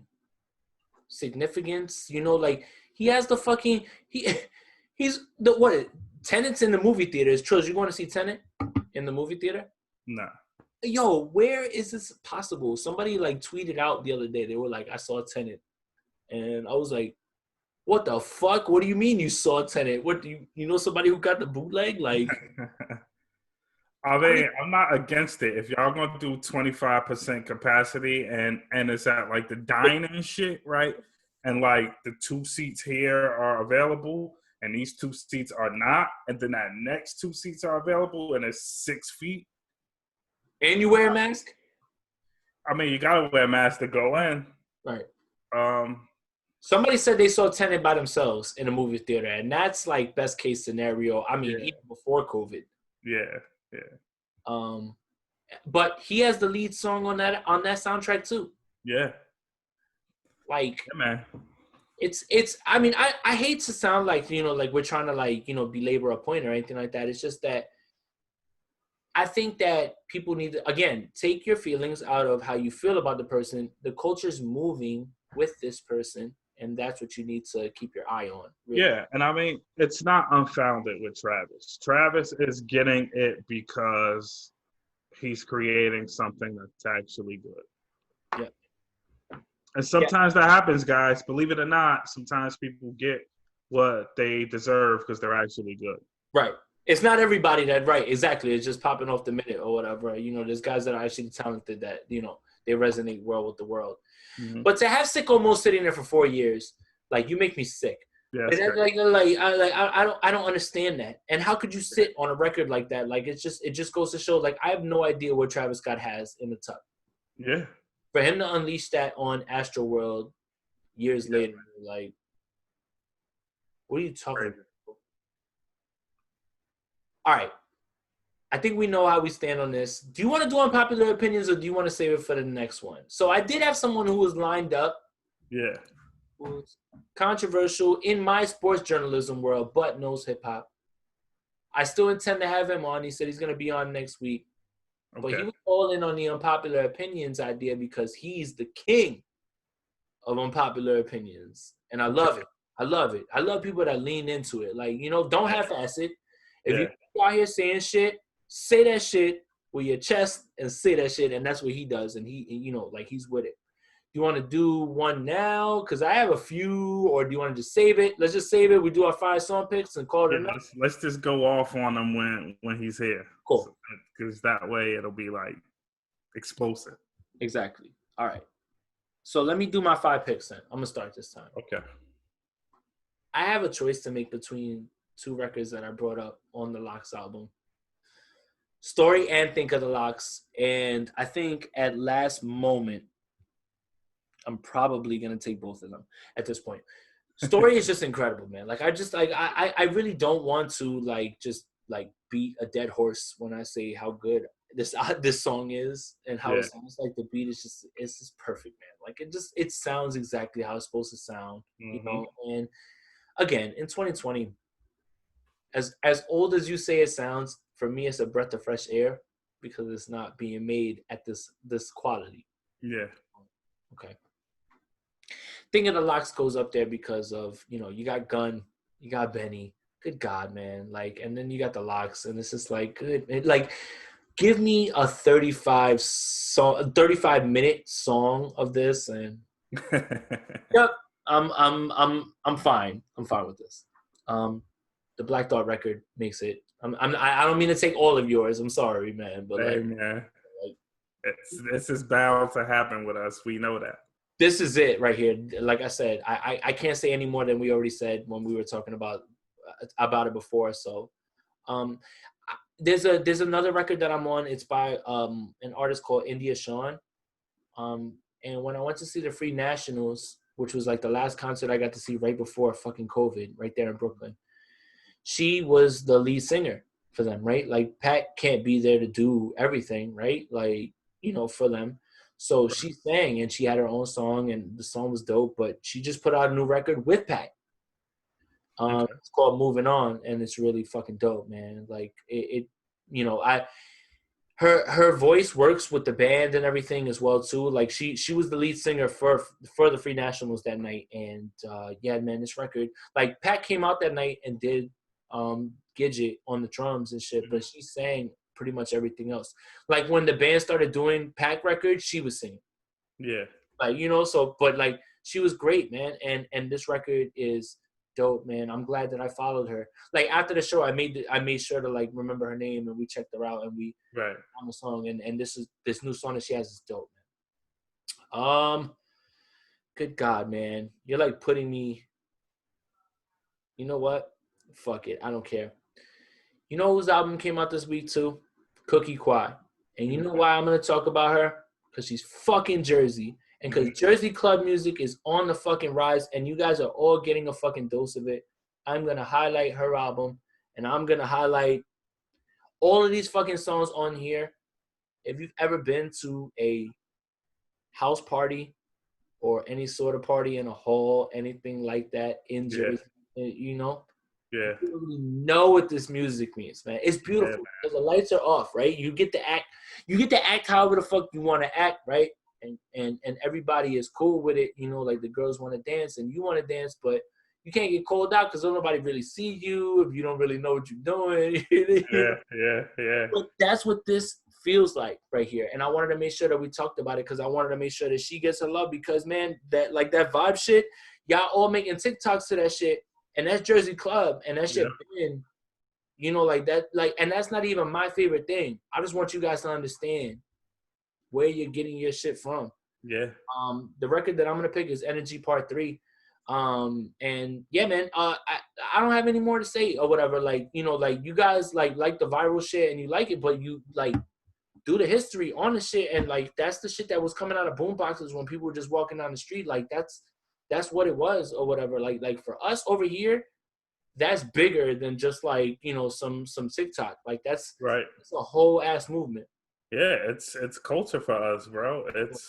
It's being like in a fucking hot fucking club with but you don't care. floors. You don't care. Yeah. You don't care at all, yo. That's the shit about it, man. It's like we'll be in that hot ass space, but there's fat asses around, and we out here moving, and like this shit is like, and you wouldn't want to be anywhere else but there. Hell no. I don't care if it's hot. Shorty gonna back me into a wall, and it's popping. You know I'm skinny, so if you pull up with the fat ass, you pulling me into the wall or whatever. I'm gonna just be move my arms and shit. You already know what it is when it comes to that. That's what I'm saying. That's the beauty. It feels like parties that we like. I don't know how to explain it. I'm not trying to exclude anybody, but like unless you've been over here, like in Jersey or whatever, like it's different. Like fucking ringtones used to come out of the Nextels with them shits or whatever, man. Yeah, man. You had to jump off, hit the other one. I just want to fuck. Hey. All right, yo. See, now I'm getting all hood radish. All right, but yeah, those are my 5, man. And I you know what? I didn't know what the 5th one was gonna be, and I'm glad that I looked through like what I've been listening to, and that was on there. And I wanted to make sure that one way or another she gets her due, because that vibe record is big, man. She, you know, having Tyga on the record, you know, Do It Again or whatever. Both versions are on the album, by the way. Yeah. But to have that and to be from Jersey, man, and to have that be such a big TikTok, like I want to make sure that all of those people that are content creators and the guys that push those people get exactly what they should get at this point. Absolutely. Yeah, man. What, bro? Here we go. I hope I didn't steal, like, I know you don't have a Cookie Quiet record on there, I don't think, right? Yeah, but like you you 4 of them. You only took 2 of them. 2, all right.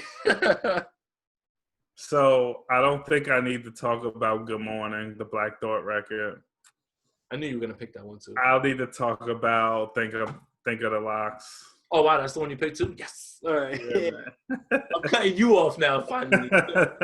All right. So Southside Fade is one of my picks. This song is fire, bro. It feels like old D'Angelo is back. The artist, his name is Reggie. This dude from Houston, but moved out to LA. Super, super vibey, bro. Okay. And I mean, he's fresh. So he's definitely somebody that I could see people like, once they check him, people are going to be hooked. California is this Usher joint with Tyga. Been listening to it a lot because, again, man, it's summer, it's riding music, and people been asleep, man. Like, people think Usher washed. Usher is not near washed. And while I was on that, again, this is coming from my summer riding playlist. Because when a nigga do go to work, I drive an hour into work and an hour back. Alicia Keys has one, man. Yeah, man. It's called So Done, and it's with Khalid. Really, really fire, man. Yo, is it true that she's like the highest selling like woman like in like, what is it, the 2010s or like the past decade? What was it that Swiss pulled up on her and like popped a bottle and was like, "You are the highest selling," like, and she was just like washing dishes. It's very possible. if that's staged, whatever. But like, if that's real, like if Alicia Keys like does dishes, and like, I don't know, man. Alicia Keys seems like the kind of woman that would do dishes, but I mean, you never know. But that's something that The I would make optics are up in good. my head. The optics are good on this post. Like almost like he's telling her something that she didn't know, and she's just like, And like, she's like, oh, whatever. Like, "Hey, if it's real, that's pretty cool." yeah. I am gonna be naive and just I'll be like, you know what? That's I'm gonna go with it. But yeah, Yeah, man. So, yo, man, we having a fire year in music, bro. yes. Like 2020 is looking like 95. It's looking like 88. It's looking like 99. Like, it's a good year, man. I think that when people look back on this year, no matter what the hell happens in the future, I think they'll say, "Oh my God, under those circumstances, this music feels different. This music hits different." Just in the same way that we said, Jeezy dropped the recession during the recession. Yeah. Yeah, I think that it has to be discussed in that way. Like you can't just talk about 2020 and just say it's a regular year in music if people weren't out here moving as a society normally. Right. Like this music comes in a different way. It's almost like they were like, we're gonna put you in quarantine and we're gonna give you Jay Electronica's album first to start, and then they were like, we're gonna give you. That's not a deal I'm still willing to make. I'm sorry, like but like that, I'm not willing to make that. But it almost feels like that. Yeah. Yeah, man. But yeah, so what's that? 3 or 4? That's my entire 5. I gave you 3, knocked off 2 that you picked already. Okay. So the unpopular opinions, I'm gonna let you formulate that. I guess 21 is gonna be pretty good because, like I said, the person that I have coming on is the king of those, Yeah. and it's gonna be fun. I think we're gonna kick back. We're just really like I think we're gonna like toss format a little bit. Like we'll start off normally or whatever, but then I think like it's just gonna be a fucking free for all. Like honestly, like it's just Yeah. free for all because I have things that I'm gonna say that I know that like I even think that maybe this time like I might shock you where you're just like, yo, nah, hold up. Like and the first time on here, you and I are gonna discuss it in a way where it's like we're actually against each other. Mm-hmm.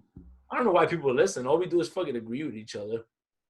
I mean, sometimes we agree with each other. Sometimes, yeah. Sometimes we'd be like, yeah, I don't know, bro, you bugging. But, that's the thing, man. I think if people want to see like two dudes just antagonizing each other all the time, What, Skip and Shannon?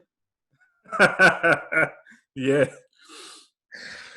All right, well, let's see. That's hour 44. I think that's good, man. I think we kind of covered everything. So Big Sean at 12. I'll probably fall asleep at like 11:45. Watch. I have to listen to this tomorrow. But Big Sean tonight. 20th episode, Trills. Like again, man, thank you, bro. Again, if anybody thinks that we're doing this other than anything just being like having fun, like Right. Like it's really like we're just discussing this shit like we would if we were in the same room together. Honestly, like Exactly.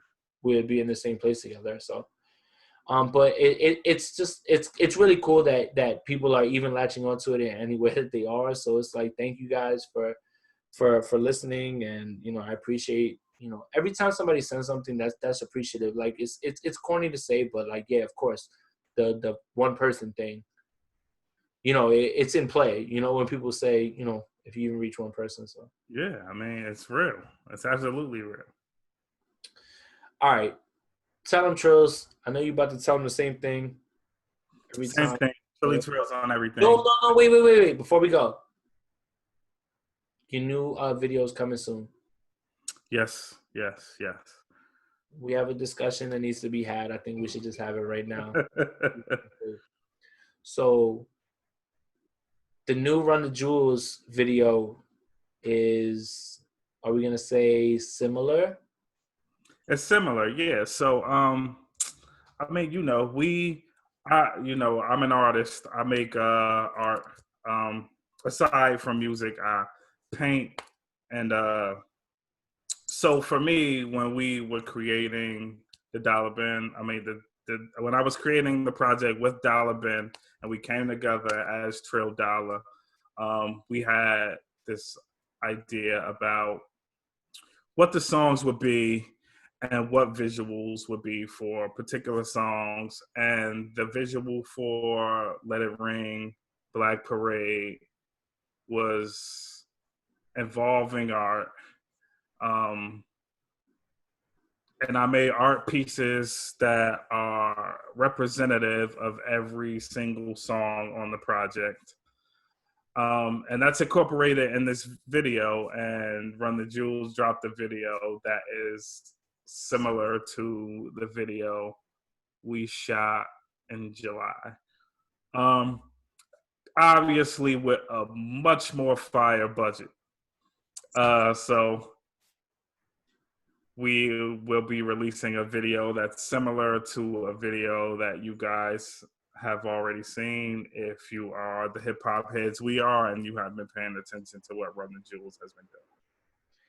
The thing is, man, it's like, it's weird to explain to people because you create, right? Like, I've written lines that Jay-Z has said after I said it. Yeah.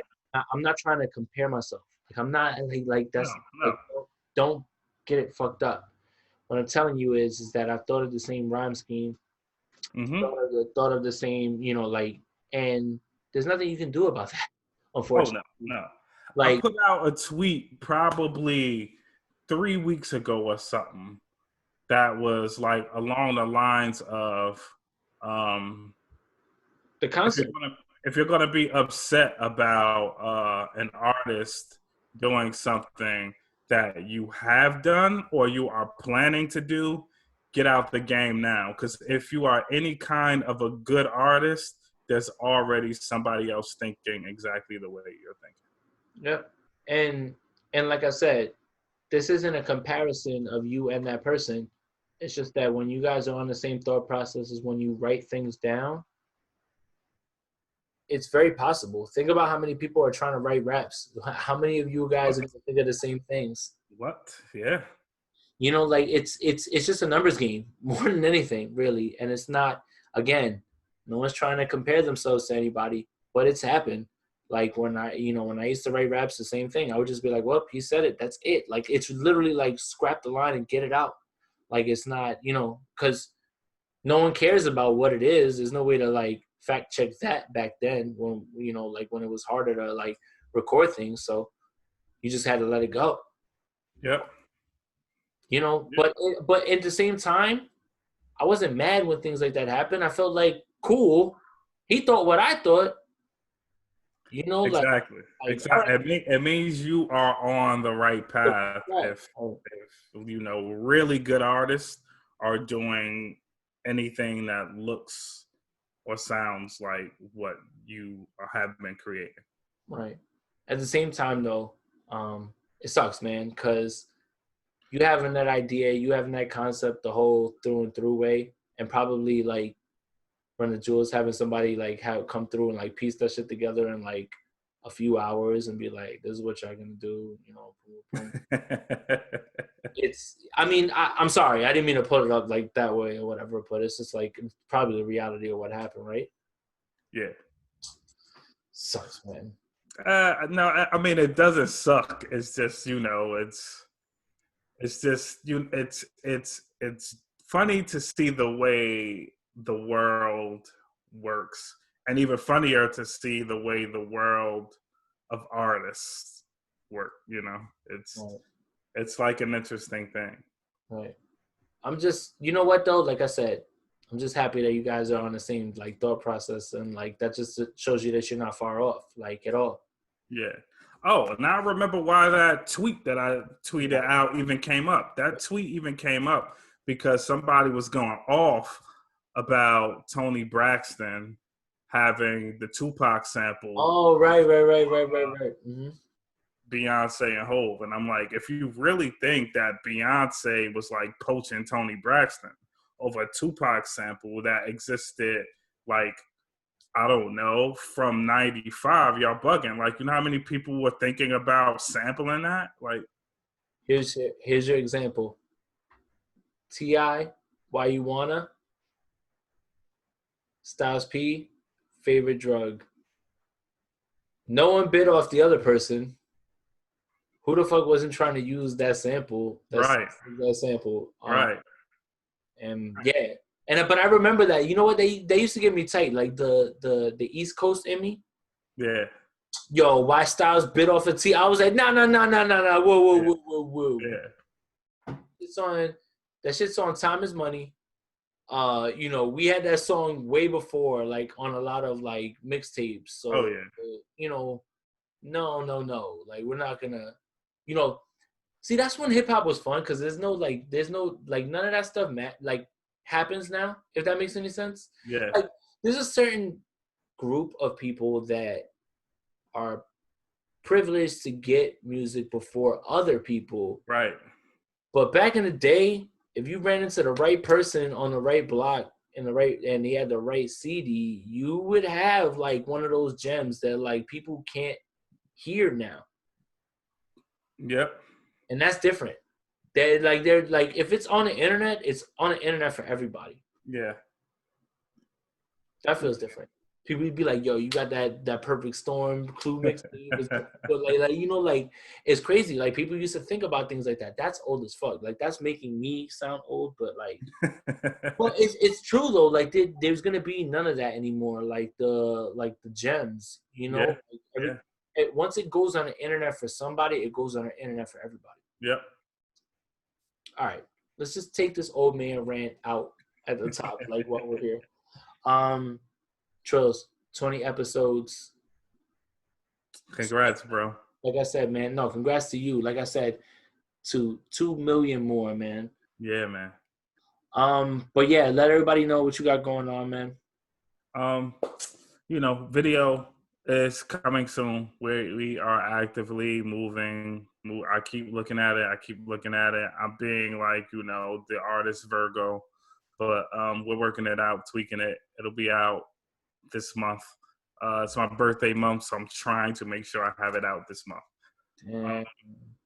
And, you know, follow me everywhere, Trills everywhere.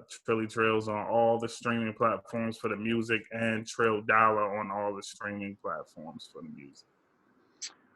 Birthday month. What's up, yo? You accepting Cash App? What is it? All the girls donations. Hold up, I got that one down. Hey, whatever. Those speakers off. Damn it. Yeah, but that's perfect. Yeah, exactly. Yo, I love that when I see that, like, on the girl stories. It'd be like, yo, accepting Cash App, PayPal, Zelle. I'm like, damn, you got the whole shit. Like, you trying to make sure. Oh, shit. So, like, but what is an acceptable amount? Like, let's say, all right, so look, here. This is what we'll take it out on.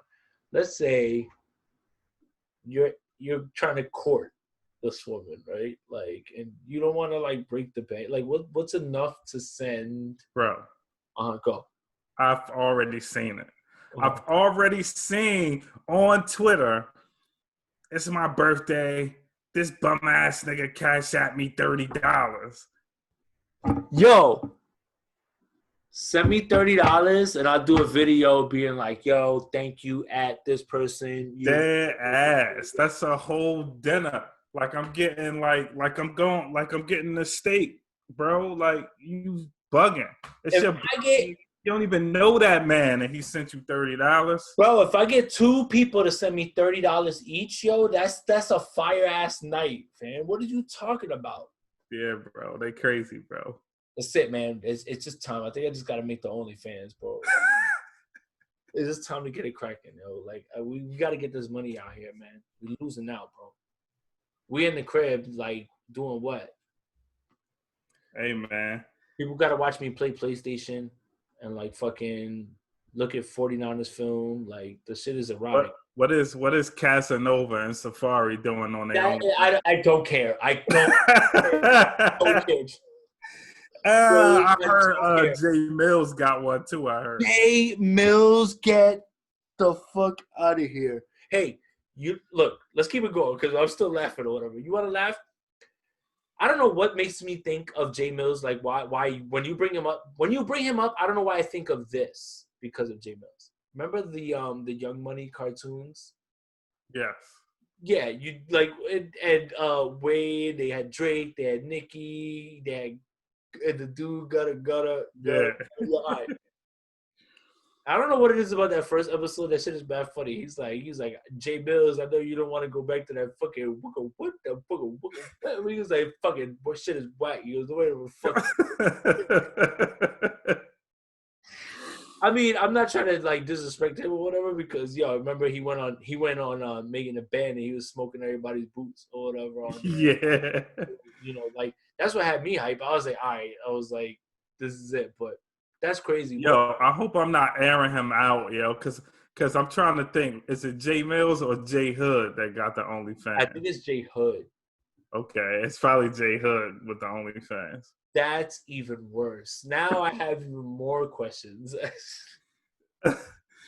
You know what? I don't have questions. I don't need that answer. You don't have to do about it. I'm good. I don't need that. Yo, thanks again, bro. We're gonna have to, we'll talk this week, to get the content out because supposedly there's football Thursday. Right. We'll see. Yo, the Paul Rudd meme. Look at us. Who would have thought? Not me. They have like one person on the COVID list right now, and he happens to like play for my team. That shit is fucking crazy, yo. Like, I don't know how they're gonna do it, man. I don't know either. Like I think they're underestimating because you have to keep everybody safe. The fucking trainer, the guy who's gonna film the game, like all those people have to be like contained. It's not like the bubble. Yeah. Whatever. Anyway, follow me on Twitter at JasonAponte2103. It's the best way to follow us, and then follow us on Instagram at The Potent Podcast. And no, we don't have a Twitter. Fuck that. We have it on Instagram. Nah, but I mean, definitely go on your streaming platforms and go to our motherfucking playlist, man. We keep updating this.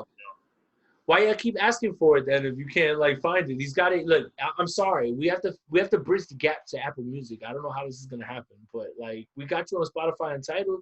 Yeah, exactly, man. I mean, I feel like y'all need to really come over to one of those, especially Tidal, to be honest. One of them, at this point, it's, like it don't matter. Like I tried to cover the two, so we'll try it. But yeah, man. For next week we'll figure it out. But man, for Jay, for Trills, we out of here, man. Yeah.